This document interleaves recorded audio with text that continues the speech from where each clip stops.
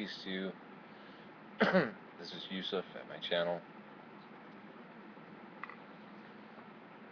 Right there, Yusuf out here. I think this is an appropriate topic. This came to mind. And I realized there was a lot of connections. I just recently made videos about cremation and why I'm against it, why the church is against it. But there are exceptions, absolute exceptions.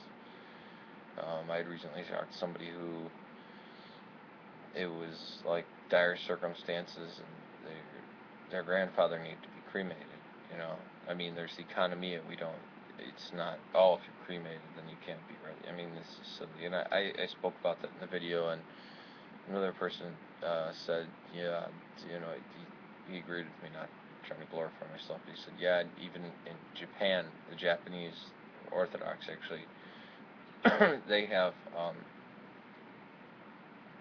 they sometimes practice this because orthodoxy doesn't come into a culture and destroy it like we've seen viciously with the Native Americans of the Southwest of the United States, how brutally the reformed forms of Protestantism have basically seen everything of their culture as demonic. But there's the 40 martyrs of Sebaste is what I want to talk about, since it has to deal with the body, and it also deals with martyrs who have recently been slandered. And if you're Eastern Orthodox, you know about the 40 martyrs of Sebaste. And even if you don't, you've seen the icon. Actually, I'd like to get an icon of the 40 martyrs of Sebaste. This would be a good thing. I got to tell you some history first to get the context for it. In 313, Constantine issued the Edict of Tolerance, which made Christianity just as legal as any pagan religion. It's tolerant. He legalized it. Constantine was in the process of becoming a Christian. He had Christians in his army, and before this you had people like Diocletian and stuff like that who were heavy persecutors of Christianity. But he was only the emperor of the Western Roman Empire at this time. He didn't take the East at this point. And there was another general, another rival emperor, Licinius. Sometimes I call him Lacinus or Licentius, or well, actually that probably would be a good play on words to call him that one. I believe him and Constantine fought together. They were like they're allies and then enemies, and then allies and enemies. It kind of went on and off. It's very weird. But I had read Eusebius like, I don't know, over 10 years ago. But the 40 martyrs of Sebaste is a very interesting story.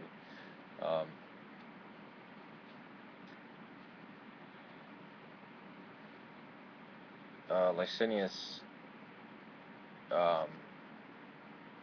like the pagans before him, liked persecuting Christians. He was weary about it. Are these people going to be, are they going to have allegiance to Constantine or to me? You know, can I trust them? So to keep everybody in rank, you keep them the same religion, you know, the paganism or whatever, and you know, nothing that would in Christianity had been the enemy of the Roman Empire. It wasn't the enemy of the Roman Empire made it the enemy. They made it the scapegoat, the whipping boy. There were 40 soldiers among his ranks that were Christians. So Licinius put them out on this frozen lake, stripped them naked, put them out on a frozen lake, had guards all around it. And he also heated up warm baths of water. And he said, all you can do is renounce Christ, and you can come to just come to the warm bath and you'll be fine, but you need to renounce Christ. And they wouldn't. They stood there, and even the icons show them in pain, as much as an icon can show that, because again, our icons don't have the brutality or the gore or anything like Western iconography does. There was one guy who came, he said he was freezing, screw it, he left the 40, so it was 39. He got into the bath and wound up dying of shock from going extreme cold to heat, dead. Some people say, well, it was miraculous that he was killed. No, he died of the shock. I've never heard any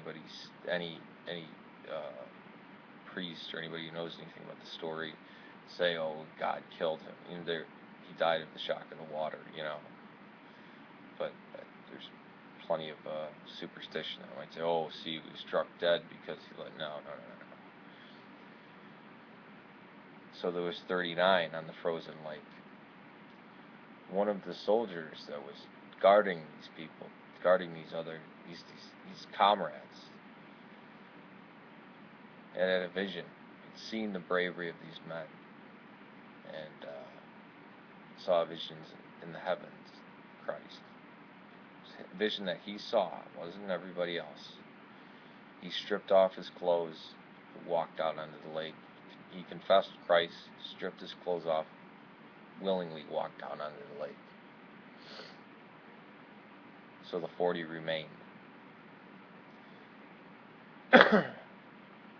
By morning, their bodies were all stiffened and everything, but there were still signs of life. And of course, the pagans, to disrespect the Christian, cremated the bodies, burned them. In cremation, not everything gets burned up. There's still chunks of flesh or pieces of the skull or bone. Christians would come and actually collect some of the stuff, and it got spread to various places. And there's a hint of the 40 martyrs of Sebaste in wedding ceremonies, Orthodox wedding ceremonies. The receiving of the crown, because the crowning service in Orthodoxy is an archetype of the crowns that will be received in the kingdom.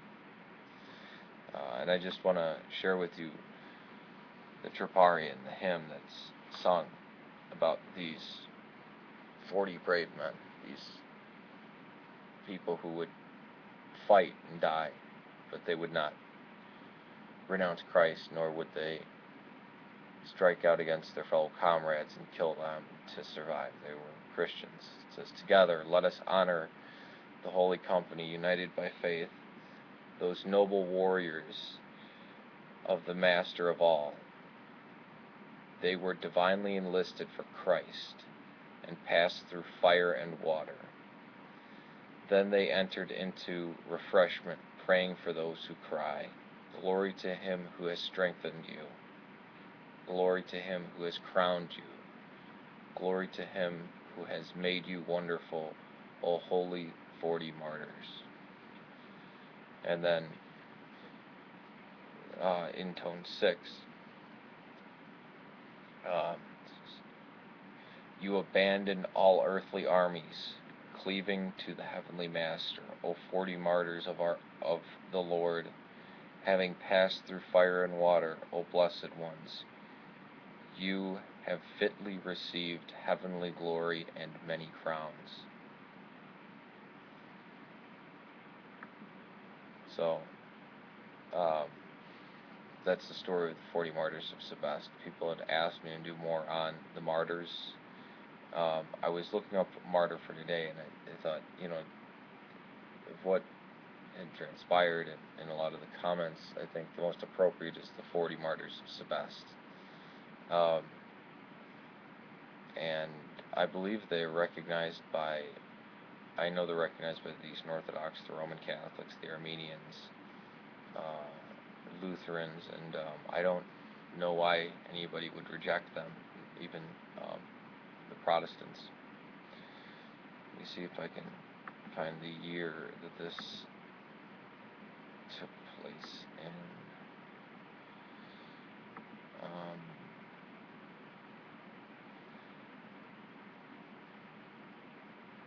Because it was after 313, I believe that.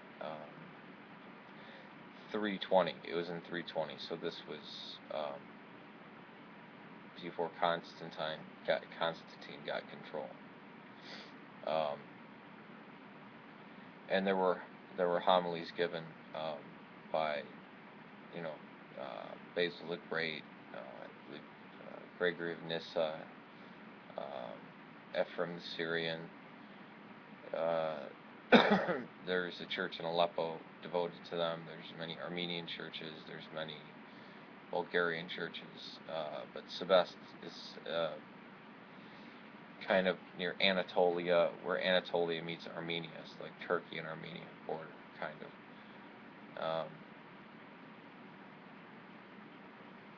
The martyrs are very inspiring, especially these men who gave up everything they had for Christ. It's a good thing to remember and meditate upon the martyrs. And notice our hymns. This is the thing, and people, sometimes people call this the cult of the 40 martyrs. Yes, it is, but not cult in the connotation of, like a Jehovah's Witness or a Mormon or a Scientologist or like a Mooney or something. But notice the words of the hymn together. Let us honor the holy company united by faith, those noble warriors of the Master of all. They were divinely enlisted for Christ, and they passed through fire and water, and they entered into their refreshment, praying for those who cried, "Glory to him who has strengthened you, glory to him who has crowned you, glory to him who has made you wonderful, O 40 martyrs."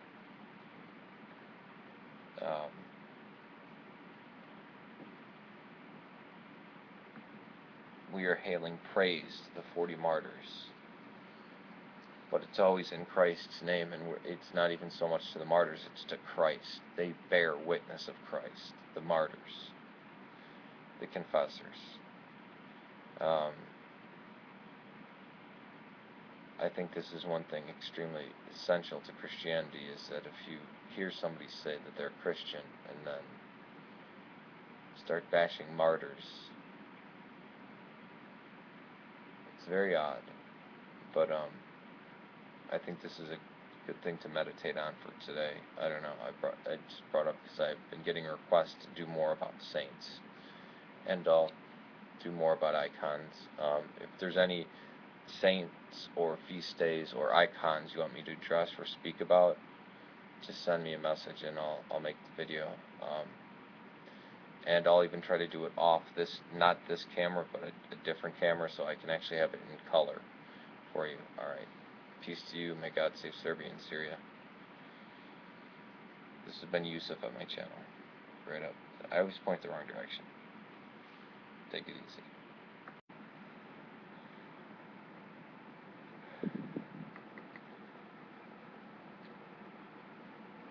Peace to you. This is Yusuf at my channel. Right up there, Yusuf out here. I think this is an appropriate topic. This came to mind. And I realized there was a lot of connections. I just recently made videos about cremation, and